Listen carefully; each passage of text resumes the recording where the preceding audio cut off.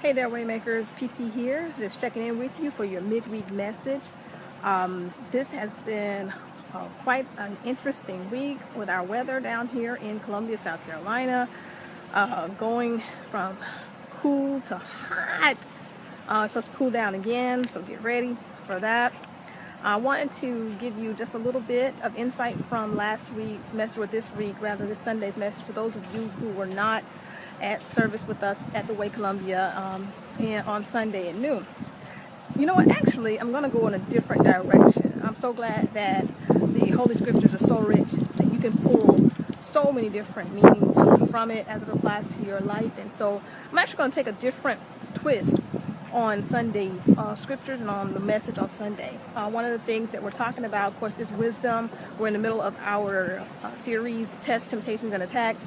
And I brought out the portion of James, the book of James in the New Testament, that where James challenges the followers of Jesus, and he tells them that faith without works is dead. He tells them that I will show you by my faith, by my works I will show you. Well, you say you have faith, and I say I have works. By my works I will show you my faith. And he tells us that it's not enough just to say you believe. I need to see it in your actions.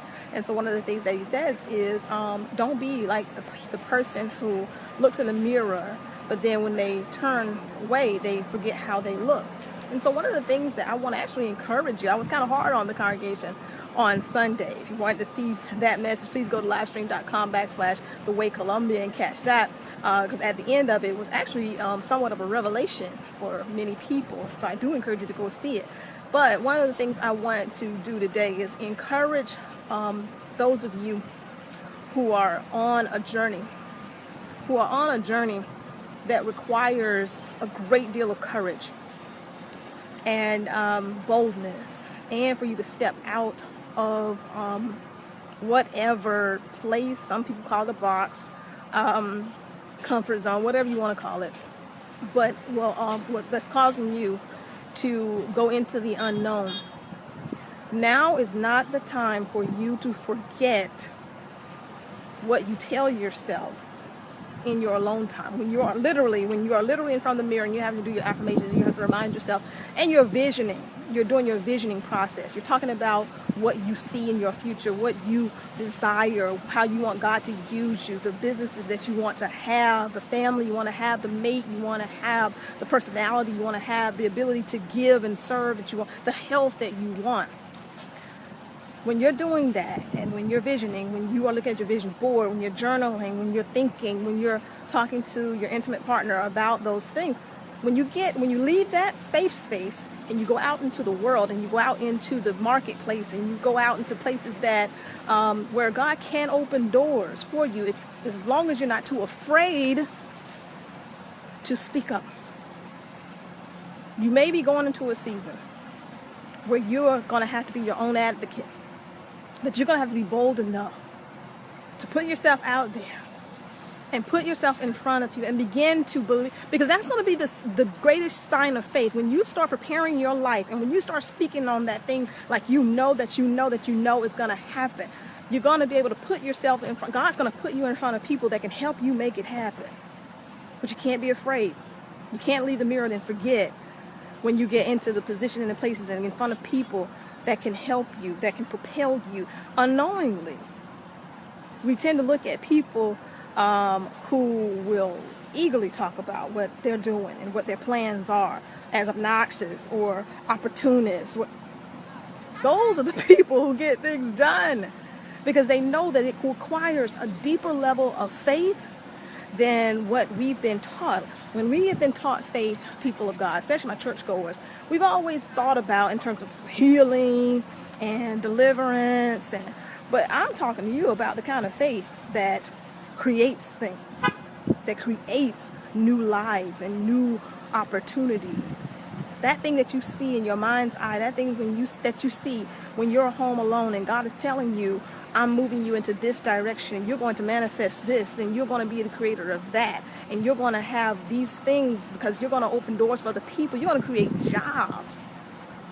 Now is not the time to be shy about it. Yes, there's an incubation period. Yes, there's a planning period. There's a time when you're supposed to be quiet. But there's some of you right now that are watching this video that know, I just need the courage. I need the boldness because I'm missing opportunities. I know that God is placing me in front of people, in connection with people who can bring about this part of the dream, and this part of the dream, and this part of the dream. But I'm just too afraid to speak up.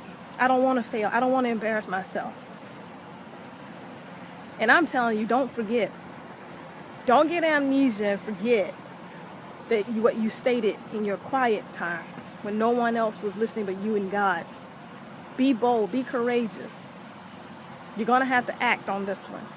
You're going to have to put that faith into action and take that leap.